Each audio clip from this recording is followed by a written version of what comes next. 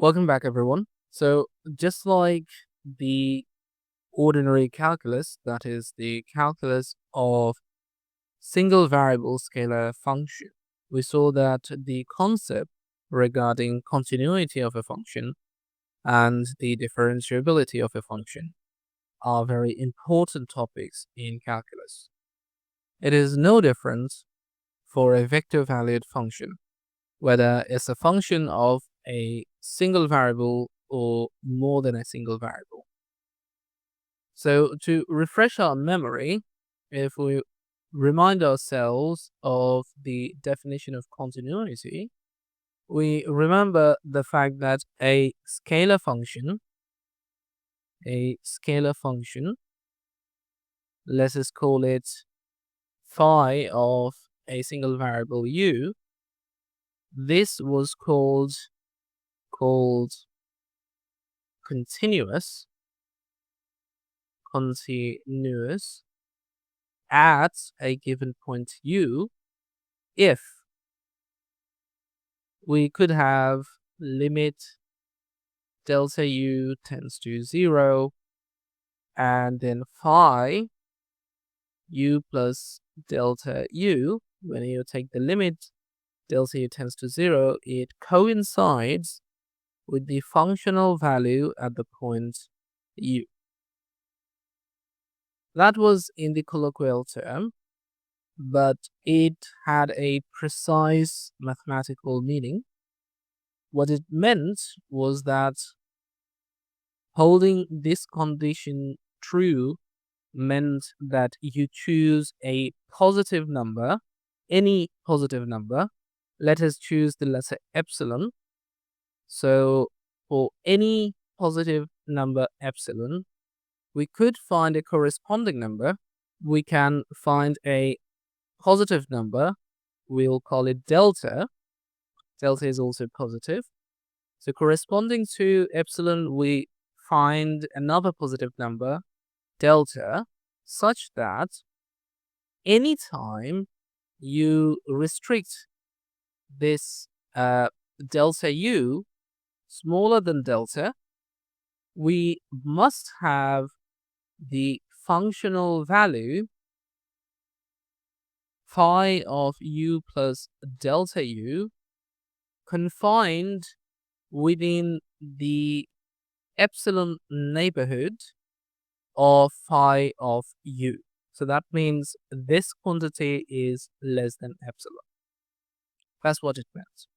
So you could find a functional dependence on epsilon and delta that would prove that this condition would hold true. So anytime you limit the value of the variable, the single variable of which the function you're working with, anytime you limit the value of the variable within a delta interval, right? So delta to the left, delta to the right, you limit within that interval the value of the function, the value of the variable, the value of the function gets automatically confined within an epsilon interval. And that was the definition of continuity. A vector function, r of u, which can be written in a Cartesian coordinate like this, r1 x hat plus r2 y hat plus r3 z hat, is called continuous, and that is the sufficient condition, is called continuous as u if each of these individual three functions are continuous at that point. So instead of proving one vector valued function continuous, you could just take three scalar valued functions and prove them continuous. And that is because these two statements are completely equivalent.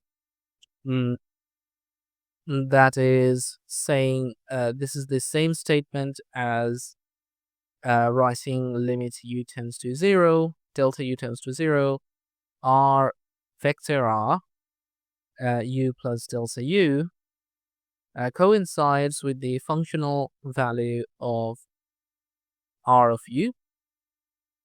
Again, this would in turn mean that for any epsilon, which is a number, which is a positive number, you would eventually find another positive number, delta, so that this delta is not unique. In fact, once you find one single delta, you can often find infinite values or an interval for delta. So for a positive number epsilon, you would find a positive number delta, such that um, delta u confined within the delta interval of 0 would imply that the value of the vector valued function r, whenever the variable's value can be varied within the allowed amount, that is delta amount, the value of the function is confined within an epsilon interval around r of u. So that is continuity that follows the exact pattern. Of course, in terms of the coordinate functions, you will have to get all the coordinate functions continuous in order for the vector valued function to be continuous. And that kind of makes sense, right? Once you get continuity, then differentiability is simple. Differentiability means that you can simply differentiate it. If you plug the function into the definition of differentiation, then the limit should exist. So basically, it's the same for scalar and vector valued functions. So a scalar or vector valued function, we don't have to talk about them separately, like we have done for continuity. So whether the function is scalar valued or vector valued, if it's a function of single variable, we can say the function is differentiable of a given order. So let's say n, if you can differentiate it n times. So basically, you'll have to check whether you can differentiate, and you'll continue that for nth time. If all of them exist, then of course the nth derivative existing means all the lower order derivatives do exist, and that would in turn imply that the function is differentiable of order n.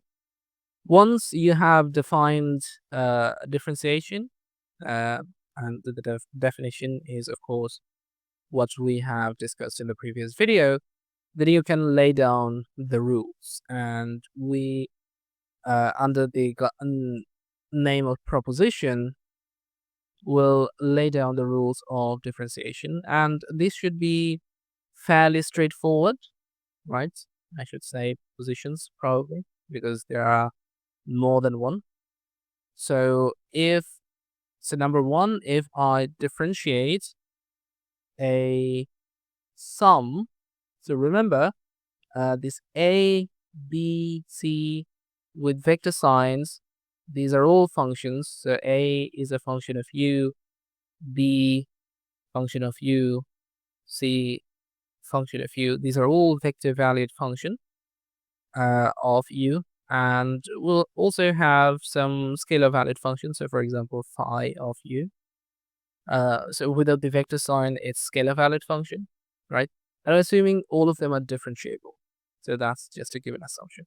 What it says is that the derivative of the sum is simply the sum of the derivative. Okay, that should be fairly straightforward. Nothing fishy there. Then we can lay down the product rules. Now, of course, there are two types of products. One is dot product, and the other is the cross product. In case of dot product, you don't have to worry about the order because dot product is symmetric, and the chain rule follows. Okay, you differentiate one, you spare the other, and in the next term, of course, I should be careful with the position. Well, in this case, it's not a mistake to write B first or second, but it would simply be a good idea if we kept the laws for dot products and cross products parallel in form. So A dot B, we always kept the A beforehand and B afterwards. The same must be done. So in case of dot product, it was a choice. In case of cross product, it's not a choice anymore. You must keep A on the first position, or the derivative of A in the first position, and altering this will result in the wrong conclusion. Okay, so this has to be the case. You cannot flip the positions, right? So that is not allowed. The order has to stay as it is. Then we can take the product of scalar valued function and vector valued function, phi times A. Now, of course, the result has to be a vector. So in this case, the order of scalar multiplication doesn't care about the order. What am I saying? The scalar multiplication doesn't care about the order. That's what I meant. So you could write it later. So first you could write A, and then you could write the derivative of phi, but this is fine. Altogether, it's just a good practice to keep the order intact. That just the bottom line, that is the takeaway. That should be the default practice, just to keep the order intact. Let the derivative do its work. For example, here we are enforcing the chain rule and not worrying at all about whether or not some of these terms could be switched up in the order. Don't do that. Just follow the original order and let the derivative do its job. So this number 5 is a special rule. Of course, there is only one way to interpret this. You have to do the cross product first, even though we haven't enclosed it in a parenthesis or in separate brackets. But the only acceptable way that the thing in the parenthesis makes sense, A dot B cross C, is that first take B cross C so that you get a vector, and then you can take the dot product of A. You cannot take the dot product first. That would be undefined. That is not allowed. So there is no ambiguity, despite the fact that we haven't put on separate braces or brackets around the cross product. Cross product always comes first, then do the dot product. This situation is changed when we go to a triple cross product. So basically the derivative of A then crossed with B cross C. Now there is a question which has to be done first. We deliberately choose the latter cross product to be done first. It's just a choice. But once you have made that choice, you will have to follow it up. As you can see, it's always B and C, or the derivatives that are within the parentheses, and the order has been kept unbroken. And so therefore you'll have to be super careful here. All of these identities can be proven easily by considering them in any coordinate system or in any component form. Since the Cartesian coordinate system is the most easiest one to do calculations with. It's the same to prove these identities because it only takes a careful and tedious but easy calculations. So that goes without saying, and we're not going to prove them explicitly because I believe they are easy enough for you to verify each of them. But if you just do one of them, then the rest of them just follows. And they're too straightforward to be dealt with here. Let us go through an exercise or an example so that this may solidify our understanding. You have A, and let's say this is given to me in terms of its variable 5u squared x hat, then plus u y hat minus u cubed z hat. You could have used I hat, j hat, and k hat instead of x hat, y hat, and z hat. So that is our first vector function of u, and then we have another vector function of u, which is written as b.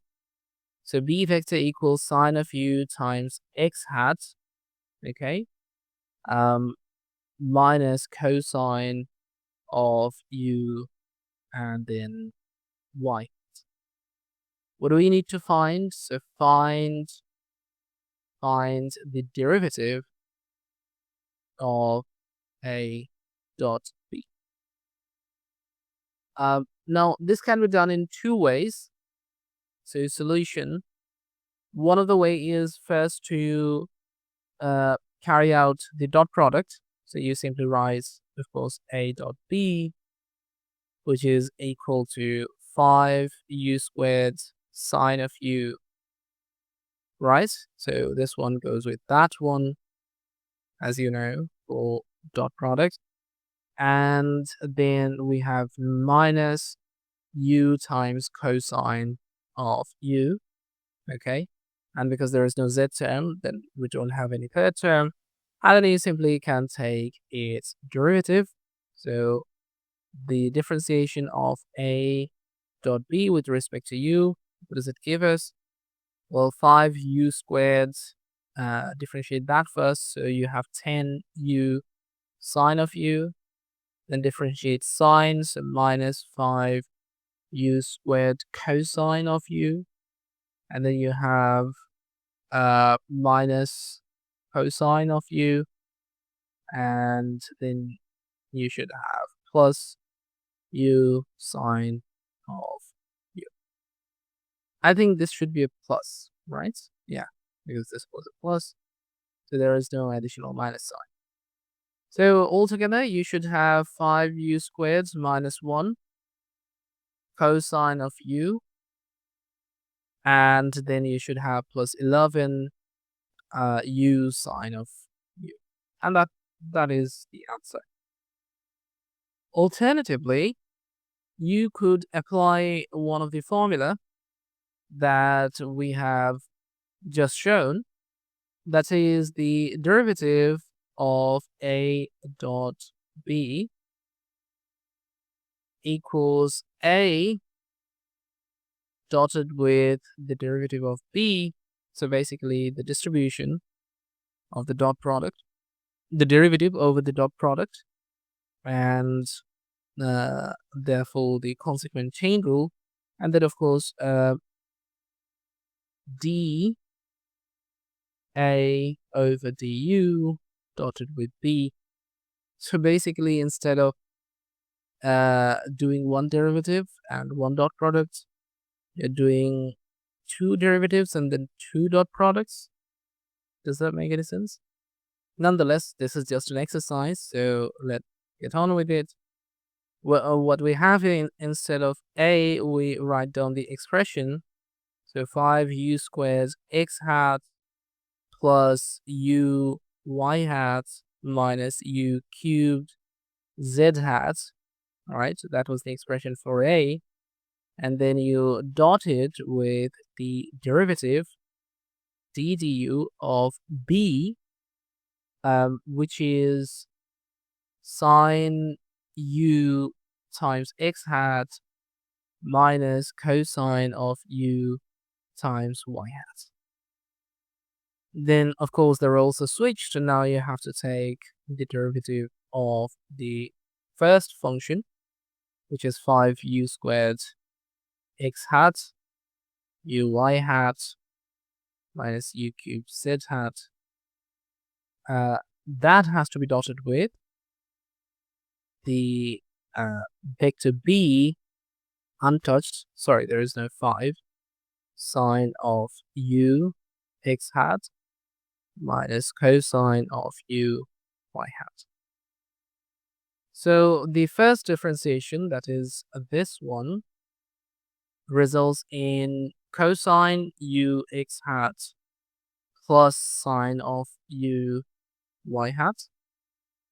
And the derivative of this one results in 10 u x hat plus y hat minus 3u squared z. So the first derivative gives you 5u squared, the first dot product gives you 5u squared of cosine of u plus u times sine of u. And then the second dot product gives you, the second one gives 10u sine of u, right? And then the next one gives us minus cosine of u. And then, of course, you take the cosine terms together, you get 5u squared minus 1 times cosine of u, and then you have plus 11 u sine of u, which is exactly what we have found on the first place. And even though this can seem to be an overdoing of an otherwise simple problem, but nonetheless, the most important point here is to show you that the formulas we have laid out are actually consistent, and in a lot of cases, these formulas are the way to go, and more easier sometimes in application in other cases, for example, in cross-product cases. And they are very important to develop intuition and calculational skills. Okay. Before I go, I'd like to show you an important proposition, and that is the fact. So, proposition it tells us that if there is a vector, there's a function, vector valued function of a single variable, if this vector valued function has a constant magnitude. So yes, the magnitude is 1, okay, but it can be a function of something else. One doesn't, these two cases not necessarily are the same thing, you know. It just has a constant magnitude, but the vector field itself, or the vector function itself, is not a constant vector field. In such a case, you can still take the derivative, because as I've just explained, that being of constant magnitude doesn't mean it cannot be differentiated. It's still a function of u. One thing I want to make it clear is that I don't have to write 1 here. It can be any constant. So it's better to be general. Let me just write c. C means a constant. So as soon as you can show that the magnitude is constant, it is immediately apparent that the vector and its derivative, dA du, these two are perpendicular with each other. So they are orthogonal.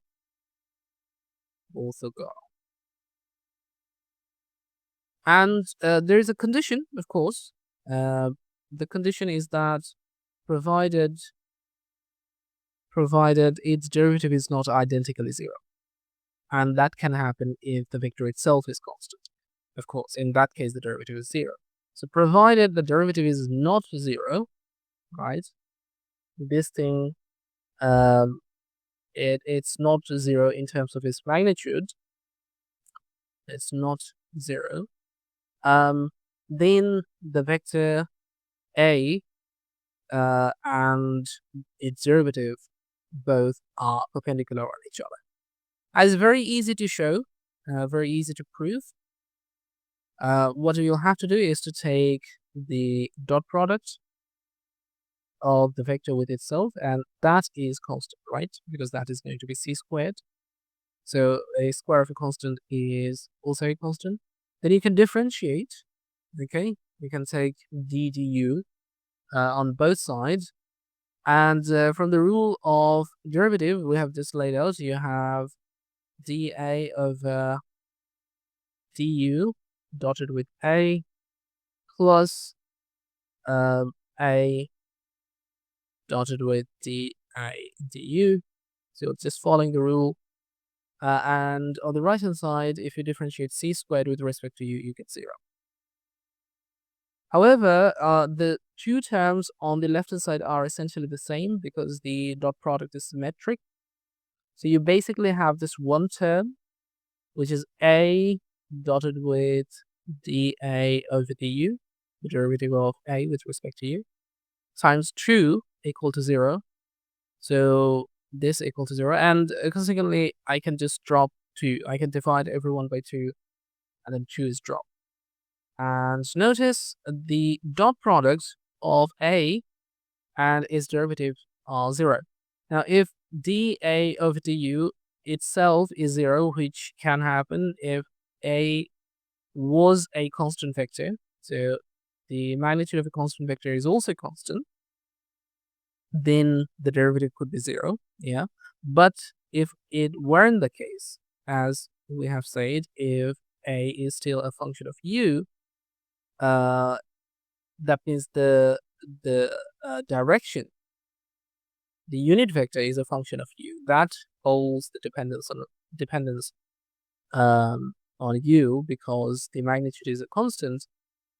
If that is the case, then you can see immediately that a and its derivative, both of these things are have 0 dot product. That means they are perpendicular on each other.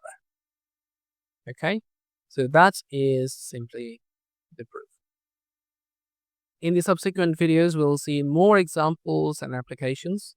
So stay tuned because we have exciting stuff coming up. Bye bye.